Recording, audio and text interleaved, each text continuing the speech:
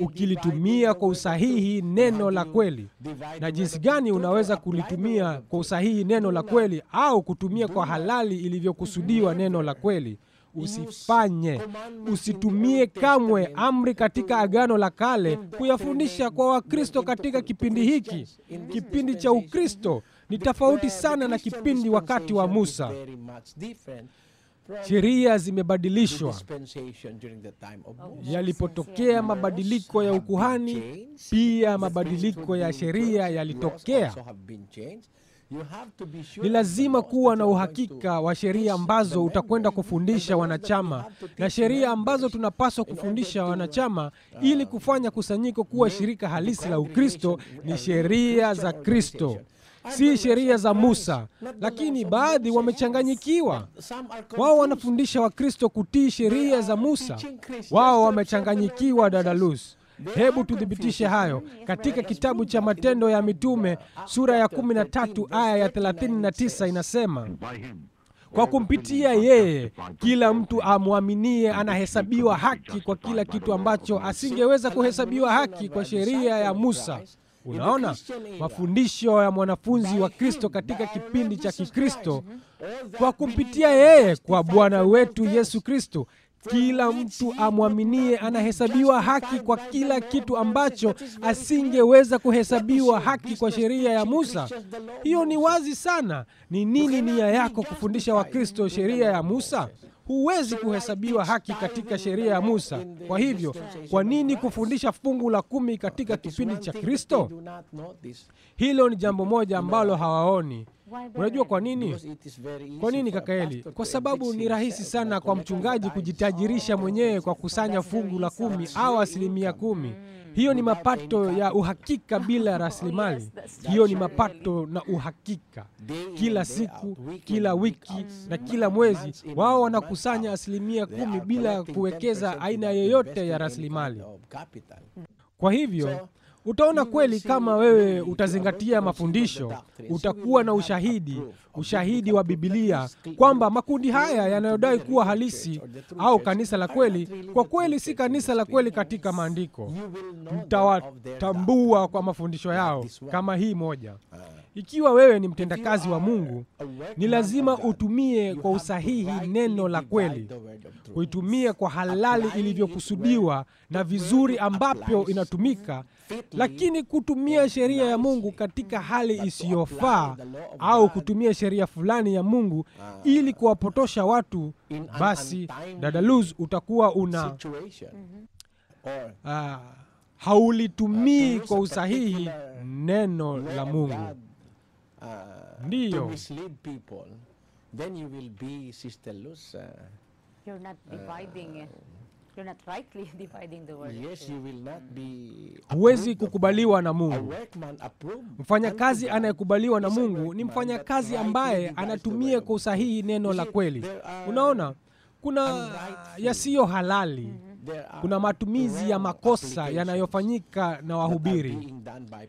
Mfano, kakaeli.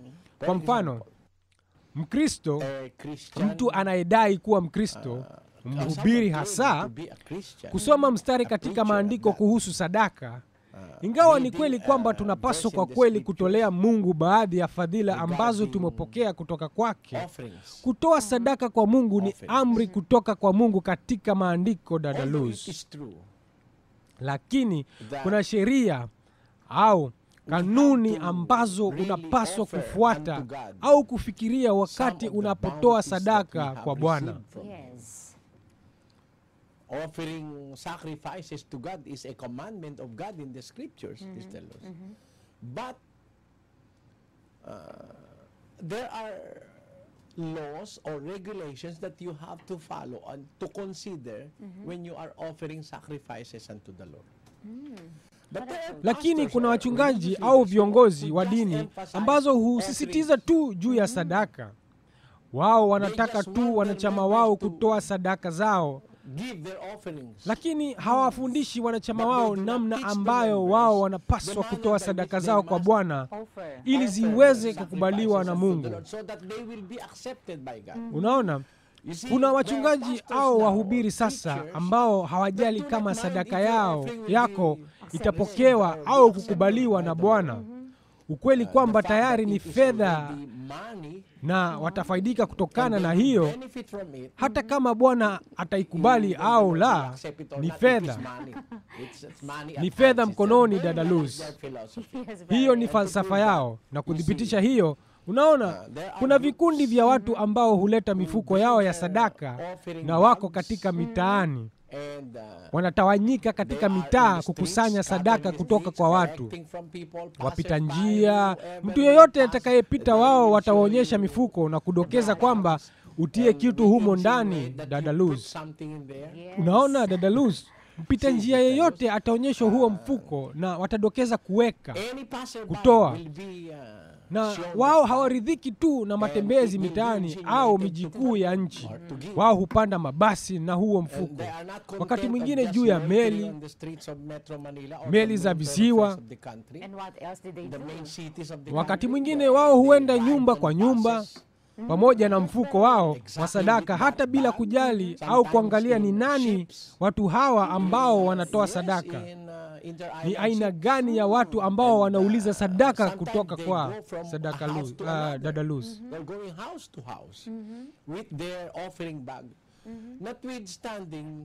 Wao hawajali hayo. Kwa nini, kaka Eli?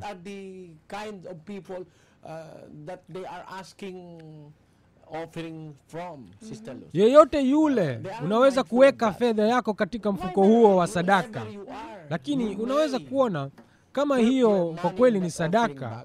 Kuna maagizo katika maandiko ambayo unapaswa kufuata au kufikiria ili sadaka iweze kukubaliwa na Bwana. Na hayo ni yapi? Hebu tusome katika kitabu cha Methali sura 15 aya ya 8. Bwana huchukia sana dhabihu za waovu, bali maombi ya wanyofu humfurahisha Mungu. Unaona? Bwana huchukia sana dhabihu za waovu. Si sadaka zote zinakubaliwa na Mungu. Lakini unaweza kuona hawajali tena maadamu tu kuna fedha. Kile wanachofuata ni fedha na si wokovu wa watu hao. Unaona hiyo? Hili ni jambo la kutafakari, dada Luz. Hili ni jambo la kufikiria kwamba kwa kweli wao hawafuati wokovu wa watu, lakini wao wanafuata fedha ambazo wanaweza kukusanya, kwa sababu wanaweza kujitajirisha, kufurahia maisha na fedha wanayokusanya kutoka kwa watu. Yeyote yule, mtu wa aina yoyote yule, hata kama wewe ni mhalifu, tie tu humo ndani na tutakuombea. Unaona hayo? Wanayafanya mazoezi sasa. Watu hawa ambao wanatembea mitaani, ambao wanapanda katika magari ya matumizi ya umma kukusanya tu sadaka, wanayaita sadaka, dada Luz. Lakini kumbuka, Biblia inatuambia kwamba Bwana huchukia sana dhabihu za waovu. Hawajali kama ni chukizo. Ikiwa Mungu ana hasira na dhabihu hizo au sadaka hizo zinazotolewa na waovu, kuhusika kwao ni kwamba ni fedha, na hiyo ni halisi, dada Luz. Hawajali kama Mungu ataikubali au la. Lakini wao wataikubali kwa sababu kwa kufanya hivyo watakuwa wakijitajirisha wao wenyewe.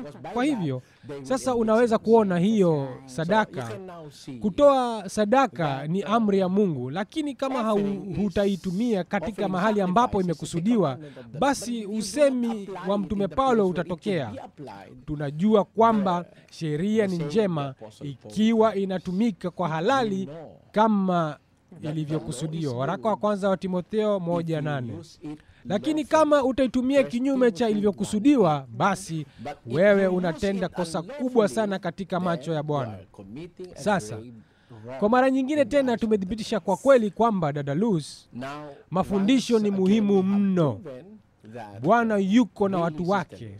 Watu wake kamwe hawawezi kuaibika inapohusiana na mafundisho.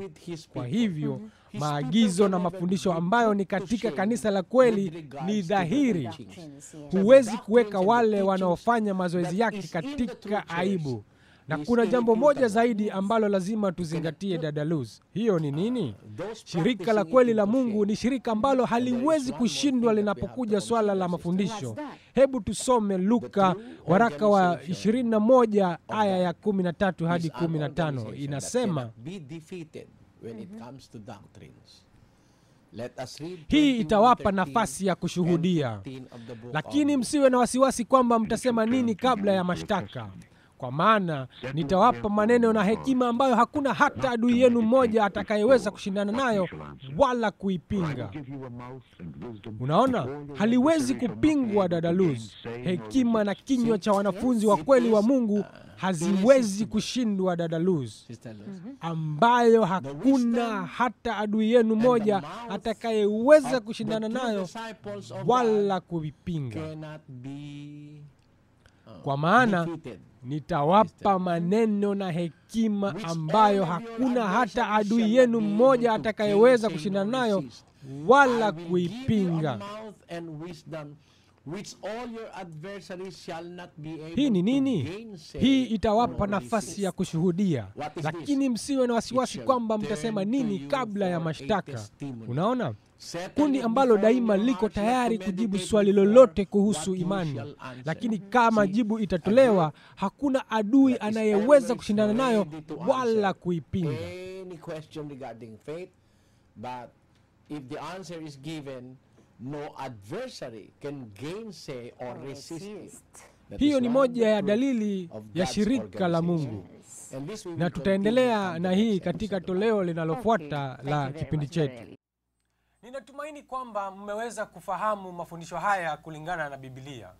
Ikiwa una swali lolote au ungependa kuuliza swali au kuhudhuria majadiliano yetu ya Biblia yanayofanyika kila wakati, basi unaweza kuwasiliana nami kwenye emaili iliyo hapa chini. Mada hii ni muhimu sana katika imani ya Wakristo na ni ndefu sana. Kwa hivyo tumeigawanya katika sehemu 5 na tutaendelea na majadiliano wiki zinazofuata, Mungu akipenda. Kwa msaada wa Mwenyezi Mungu nitapakia video nyingine wiki ijayo, na ninawasihi tafadhali kujiunga, kuipenda na kushiriki video hii na zingine kwenye hii idhaa ya ukweli, ili kusaidia katika kuwajulisha watu kweli kulingana na Biblia. Kama ungependa kusikiliza video hii na zinginezo katika lugha ya Kiingereza, basi unaweza kutembelea tovuti hii www.theoldpath.tv. Mungu awabariki, awalinde na aongoze katika kuijua kweli. Neno lake ni kweli. Amen.